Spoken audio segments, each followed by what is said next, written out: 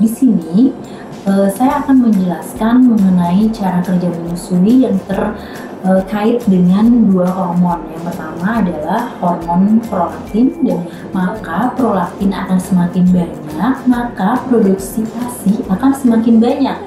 Yang sipnya adalah hisapan dari bayi. Jadi semakin sering bayi menghisap, tadi sudah diproduksi di daerah yang kuning ini, tadi sudah diproduksi di sini dan disimpan di sini. Jadi gudangnya juga di sini, tadi pabriknya di sini, gudangnya di sini. Ini sudah. Jadi untuk pengeluaran ASI itu membutuhkan rasa nyaman, rasa rileks dari ibu. Kalau ibunya rileks, kalau ibunya nyaman, maka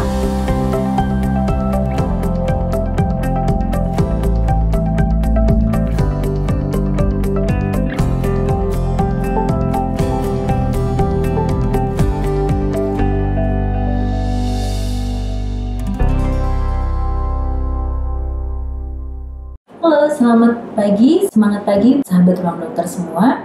Pada video kedua saya kali ini, saya akan menjelaskan mengenai cara kerja menyusui.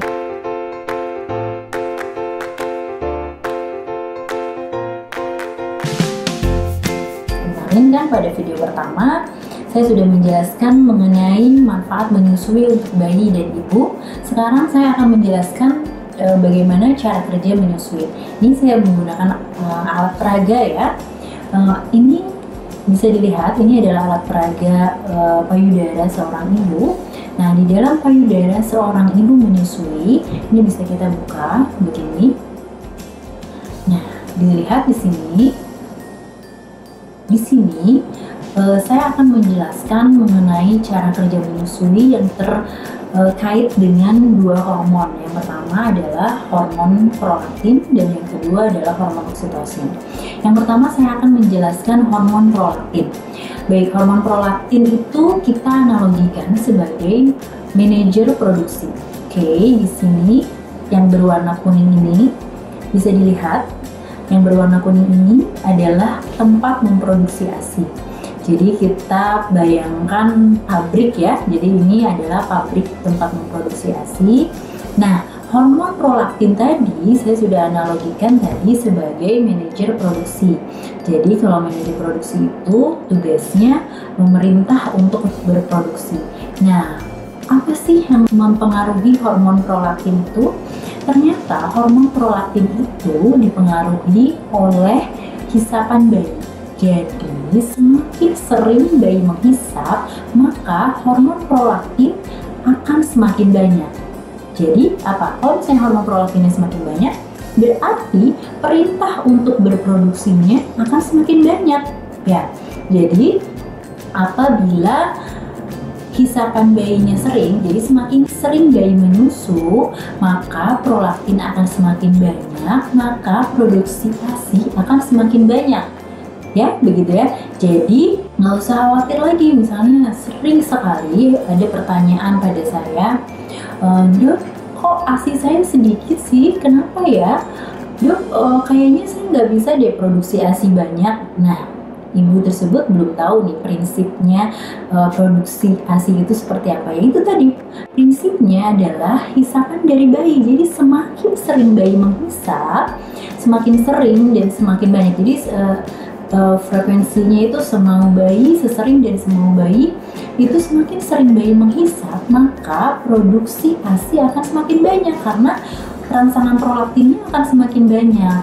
Nah, tapi ada satu lagi hormon yang mempengaruhi cara kerja menyusui ini. Yang kedua itu ada hormon oksitosin namanya. Hormon oksitosin di sini kita, tadi kedua hormon prolaktin dan oksitosin ini ada di dalam tubuh ibu ya. Jadi di dalam tubuh ibu diproduksi oleh otak di dalam tubuh ibu. Nah, yang kedua hormon oksitosin. Hormon oksitosin itu kita analogikan sebagai hormon bukan hormon, manajer ya. Tadi kan manajer produksi, sekarang manajer pemasaran. Jadi tadi hormon prolaktin sebagai manajer produksi, sekarang kita analogikan hormon oksitosin ini sebagai manajer pemasaran. Dan tadi sudah diproduksi di daerah yang kuning ini, di daerah yang kuning ini tadi sudah diproduksi di sini dan disimpan di sini. Jadi gudangnya juga di sini, tadi pabriknya di sini, gudangnya di sini. Ini sudah diproduksi, misalnya sudah banyak diproduksi nih. Tapi kita butuh penyaluran, kita butuh pengaliran gitu ya. Kalau misalnya pabrik, kita butuh pemasaran. Jadi kalau sudah diproduksi, sudah disimpan di gudang, kita butuh pemasaran kan gitu, kita butuh distribusi kan. Nah, untuk distribusinya itu sendiri itu tadi adalah kerjanya dari hormon oksitosin. Ya, hormon oksitosin itu dipengaruhi oleh apa sih? Jadi kalau prolaktin dipengaruhi oleh hisapan bayi, kalau oksitosin itu dipengaruhi oleh rasa nyaman dari ibu. Jadi semakin ibunya rileks, semakin ibunya tenang, maka oksitosin pun akan dihasilkan banyak gitu ya. Jadi pengalirannya pun akan lancar. Jadi untuk pengeluaran ASI itu membutuhkan rasa nyaman, rasa rileks dari ibu. Kalau ibunya rileks, kalau ibunya nyaman, maka aliran ASINya pun akan lancar. Tapi sebaliknya, kalau misalnya ibunya cemas atau ibunya stres, misalnya ibu-ibu yang baru habis melahirkan, mungkin ibunya cemas atau stres, itu akan menghambat aliran ASI walaupun produksinya banyak. Misalnya produksinya banyak, sudah numpuk nih, misalnya ibunya mengeluh sudah penuh, perasaan penuh deh katanya payudaranya itu, tapi kok keluarnya sedikit. Oh, mungkin di situ masalahnya adalah pada oksitosinnya. Jadi makanya ibunya harus tenang, ibunya harus rileks gitu ya, untuk menghilangkan rasa cemas, menghilangkan rasa kekhawatiran dan lain sebagainya. Oke, jadi tadi ya sudah saya jelaskan mengenai cara kerja menyusui. Yang pertama adalah hormon prolaktin, fungsinya adalah untuk merangsang produksi ASI dan dipengaruhi oleh hisapan bayi. Semakin sering bayi menghisap, maka produksi ASI akan semakin banyak. Dan yang kedua, hormon yang mempengaruhi adalah hormon oksitosin.